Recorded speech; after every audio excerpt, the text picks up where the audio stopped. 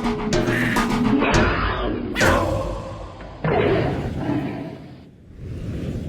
cat lovers, I have a really great guest with me today. As a professional lost cat finder, Kim Freeman has 10 years of practice finding cats.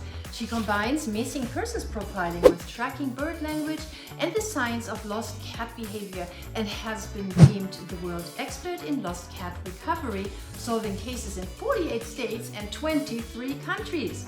Her mission is getting cats found before they end up in shelters, and she has created a video on how to do it.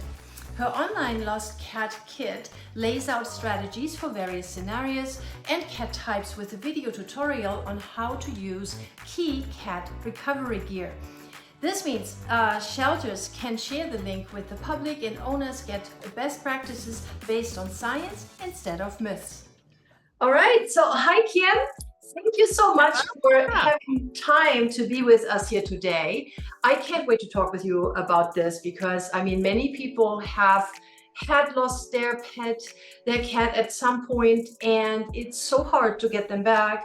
From what I heard, only 5%, get found. And so I want to talk with you about this. And you have been doing this for a long, long time. So why is it that only so few cats are found? Well, some of this is because the shelters report these statistics. And a lot of times it's because people, when a cat shows up at the shelter, the person may have given up looking for it months ago. So there's this mismatch, right? The cat takes so long for it to let someone pick it up, much less take it, put it in a carrier and take it to the shelter. But part of the big reason is that there are so many myths and old wives' tales around finding cats. People try these stupid things that don't work, and then when they don't work, they give up. Yeah. So it's such a shame. To me, it's just such a tragedy. And then, it all snowballs because of the shelter system, mismatch. Right. So trying to change this. Well, that's great. And you have found cats all over the world. I mean, all over the US, and then in 23 countries that you don't even travel to. So how does that work? How do you do that? Well, some of the countries I do travel to, but there are ones where you can't go, or it's just cost prohibitive. So in some of the cases, it's coaching. Mm-hmm. Some of the cases are people who download my lost cat kit and just follow the steps and get the cat found. Or sometimes it's a combination of both. They'll get the basics, all the little tricks I've developed, and then they'll talk to me and say, here's my specific situation. My cat was lost. There was this guy in Russia who lost his cat in this weird military complex. So every situation's a little different. Right. So yeah, that's where the coaching comes in, where you can fine tune the strategy. So what are the typical mistakes people make? What are the mistakes that people make when they try to get a cat back? Well, the big three that I see are walking around, shaking the treats, and calling the cat all over town. Second is leaving food outside. Like, this is an escaped cat who gets out and they think put food out and it'll keep them around. Yeah. So you're really just like opening up the all-you-can-eat restaurant for all the critters in the area. Right. And then the third one, the one that is still so prevalent, me and other pet detectives have worked for years to dispel the litter box myth. Have you ever heard this one? No, I have not. Tell me. Yeah, it's if your cat is lost, a whole meme was created around it with little kitten faces. If your cat is lost, just put his litter box outside. They can smell it from a mile away. Huh. And come home. And right? Wouldn't that is really good, but wouldn't every other critter go in there too? Well, yes, that's a really good point. Cats bury their poop for a reason. Cats use litter box because they want to cover up their smell from not only predators, but also their prey. They don't want the prey to know they're around either. Right. That's why, dogs don't cover their poop. Cats cover their poop for a reason. And when you put it outside, you are blowing their cover, and you're inviting raccoons, coyotes, other cats who are like, who's this intruder stinking up my territory? Yes. But yeah, you don't want to attract wildlife in, it then scares your cat even further away. Home should be the safe spot. You don't want to attract other critters out. Yeah. So you don't recommend putting food out like that? Same. Yeah, food is bad too. I mean, The litter the box. litter box is such a superstition. People, say their cat came back, but in most cases, the cat came back despite the litter box, not because of it. Right. Nothing smells more like home than home, right? An open window is better than a litter box. Yeah, that's true. Absolutely, absolutely. But I mean, like if you have a cat that is normally only indoors, they might not even know how to get back, right? I mean, isn't that, or would you say they're smart enough to find a home, like? No, I think it's not about smarts. It's more about fear, Yes. because the cat knows cats, unless they're old and have, kitty Alzheimer's, they are really good about their homing instinct. They know directions really well. You heard the stories of cats that moved and then they go back to their old home. I know. Yes. Yeah. Usually those are outdoor cats that are very tied to their territory, not indoor cats who are like, I want to go back to my old house. It's usually the outdoors, and it's usually males. I have seen females do it though. Yeah. But they know where home is, but they get scared away by scary raccoons. They get chased away by bully cats.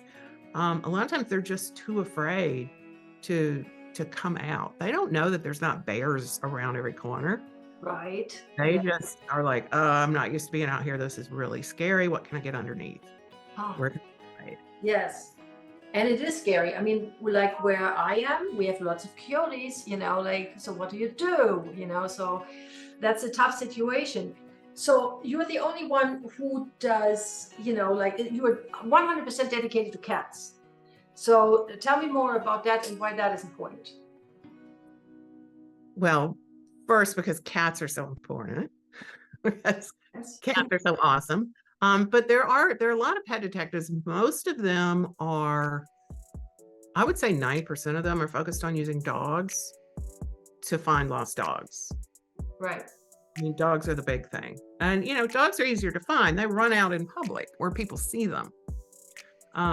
Whereas cats hide. But yeah, most pet detectives are focused on, I'm going to show up, put my dog's harness on, and then we're going to search. Yeah. I get it. It's a wonderful idea. My cat's missing. Let's use a canine scent dog to track it down. Right? I got into this work because I love the idea of using a bloodhound to find missing pets. That's so cool and so exciting. But I soon realized cats don't like the idea of a slobbering dog running towards them. No, of course not. Yeah. And they end up getting further from home, and then they're in a panic. They feel hunted. Right. It's really rare for a dog to be able to walk up to a missing cat and bingo, the cat's found. I mean, it just happen like that. Right. Right. So yeah. I'm sorry, go ahead. Yeah, well, my next question would be like, okay, I get it, like they come back home because they know where home is. But what if you were just at the vet with your cat, which is not home? Do they still find home? What do you suggest there? Yeah, I've had a lot of cats recently with the whole adventure cat trend that get lost in a harness. They back out of their harness, or they're in a stroller and something spooks them and they jump out.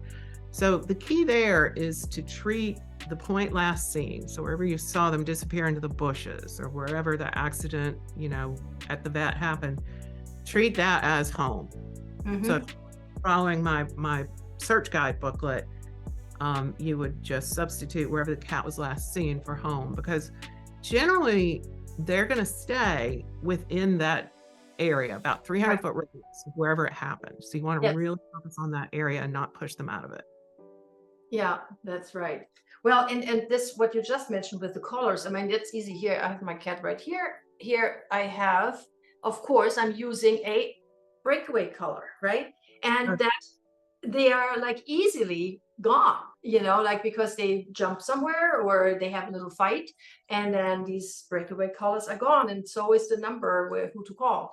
So this is all very difficult, right? So tell me a little bit more about your cases. Like how do you find? I mean, you have found so many in so many countries. Tell me a little bit about that. Well, one example that's a good story is for the adventure cat example, right? Yeah. This Yeah. was this was in California. You know the mountains above Berkeley. There's a place up there called Grizzly Peak, Okay. and it's kind of wilderness. So this was a cat named Poncho, and she had just, this is during the lockdown quarantine time, and they were going stir crazy, and they're like, let's take our cat for a drive and an adventure. So Great. Yeah. Poncho, Tuxedo Kitty, he had never been on an adventure before, and as soon as they got out of the car, put him down in his harness, he backed out of it and ran down the mountain. He went down this like rugged slope, and that was where they last saw him. So, of course, you know, they did the usual. They didn't do the litter box, but they did walk around shaking treats, and they did what's kind of like the new litter box is traps. Let's put traps everywhere. Let's set up traps. They had a bunch of friends at a rescue in Berkeley come help them, so they spent 10 days walking around and shaking the treats and looking for Poncho. So on the 11th day, they called me and I told them, get rid of the traps, get rid of the food, because the cameras and the traps were attracting coyotes. We saw coyotes and bobcats and deer, all kind of critters were coming in to investigate all this food they had left out. So they found, we made a new plan. They followed what I told them to do up on the road where he was lost. And we set up a plan at dusk to lure him to them in a little tent with a towel. So we got Poncho found, I guess it was day 11 or 12, and he was perfectly fine. None of the coyotes had found him. So, you know, just because a cat's lost where there's coyotes doesn't mean they're going to get killed. Right. Most of them are pretty careful, and anything they hear moving towards them is like, uh-oh, high alert. Yeah, right. So yeah, even where you are, there's a lot of coyotes, but most cats are smart enough to avoid the coyotes. It worries me when it's a cat who lives with dogs and isn't afraid of dogs. Afraid of dogs. Yes. Then they just see the coyote as a dog. So they're still careful though. Most cats don't let a strange dog get close to them. Right. Normally, no. I mean, it's usually the one that they are used to, right? My mom has a dog and a cat, and she's used to the dog wagging the tail, because that dog wagging the tail, and it's fine, right? Yeah. But it's like, otherwise, I think when other dogs come around, then that becomes again like something where it's like, I'm not so sure about this. So yeah, I agree with you. So my next question is, you have this lost cat kit. Why do people need it? Where can you get it? What is it all about? What does it include? Yeah, the Lost Cat Kit I developed so that people all over the world could get my help, you know, 24/7 in the middle of the night. It's basically it's on my website, lostcatfinder.com. It's also the booklet, there's an ebook portion of it, which is also available on Amazon. But on my website, it comes with the whole kit. So you get the search guide ebook. That's got, you know, pictures and diagrams and stuff in it. It's about 90 pages. And then there's a video I made that's like a tutorial to show you how to search, how to use the equipment, setting up traps, surveillance, all those little, you know, details. Right. Of catching the cat. It has Lost Cat Flyer templates. It has a door hanger template. It even has a little guide on how to get a cat out of a tree, because not everybody has a tree climber nearby. So yes. Yeah, it's a whole kit, and it's on my website at Lost Cat Finder, and it's, you know, I think it's a great resource for shelters to recommend, because everybody goes to the shelter looking for help, and you know, it's very important for the shelter to have something they can offer people. Here's the comprehensive guide to getting all these different types of cats and situations found. Right. Yeah, that's really good. All right. So you have a cat called Henry, right? A tuxedo cat, and you trained him to search for lost cats. And can other cats do that as well? How, you know, you have to probably train them a lot, right, to do this. And what kind of cat would be good at this? You know, tell me. It really, really takes a special cat. So I would say the key is friendly and fearless. Okay. It needs to be a cat who's used to noise. He doesn't freak out over noise. Used to going outside, friendly with strangers, friendly with other cats, not freaked out by dogs, but has this healthy skepticism, because I've been out with Henry and somebody will come by walking a dog and you can't have the cat freak out and try to run away. You got to just basically a fearless, friendly cat. That's the key. That means you probably should have had that cat from when it's little and expose it to all kinds of situations, right? Yeah. So that's what I'm thinking. Okay. So where can people find your lost cat kit? And also more stories about your cases, everything like your successes and everything more. So more about Poncho and others.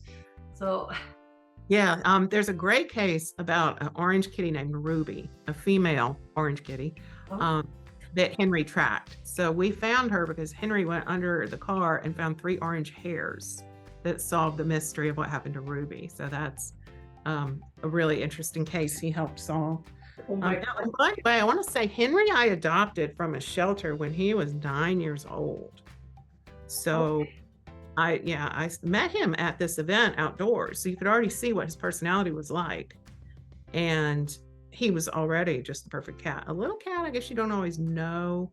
But yeah, that's a story with Henry, was he was already an adult and he just grabbed my attention because of how fearless he was out on the middle of this grassy lawn with all the kids screaming and dogs going past. Oh my God. Yes. Yeah, probably because he probably was exposed in his earlier years. But I mean, like if you want to train a cat, I guess it has to be from young age, right? So probably. Unless you have a cat like Henry, who already is like perfect for that. Yeah. Wow, that's really cool.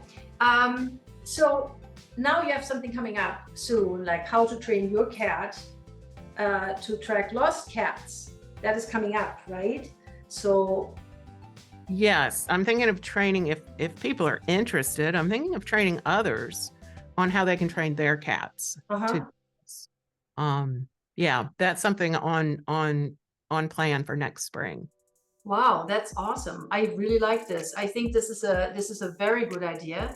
I've never heard of anything like that because it's like so sad. Oftentimes, like for a dog, people look more for the cat. Oh yeah, the cat is going to be fine, or she is lost or got eaten by a coyote. But that might not be the case, right? So I really like what you do, and people can contact you. You have a number on your website, and they can ask for help there. So that is a really good situation. I think this is fantastic. So yeah, people, please do. If you lose your cat, please contact Kim here and Henry and make sure that you get your cat back. Okay, so thank you so much, Kim, for your interview. Yes.